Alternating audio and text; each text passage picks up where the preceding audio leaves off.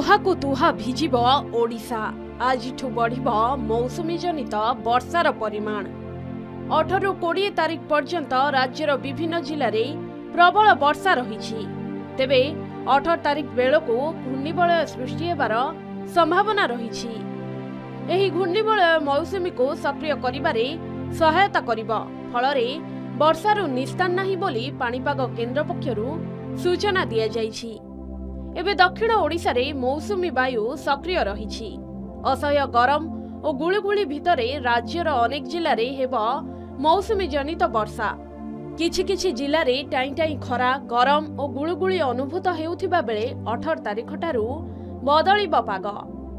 20 तारिख जाए राज्य में मेघुआ पाग सह किछि किछि स्थान रे प्रबल वर्षा हेब।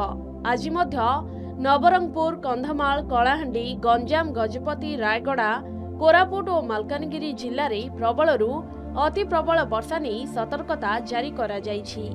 फलरे तापमात्रा 2 ରୁ 3 डिग्री कमिब बोली कहिछि पाणीपाग केन्द्र।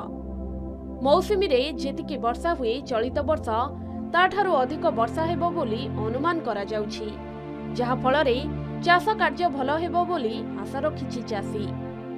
वर्तमान राज्यर किछि स्थान रे वर्षा लागि रहिछि। 16 तारिख अर्थात आसंता काली ठारू वर्षार परिमाण बढ़िब।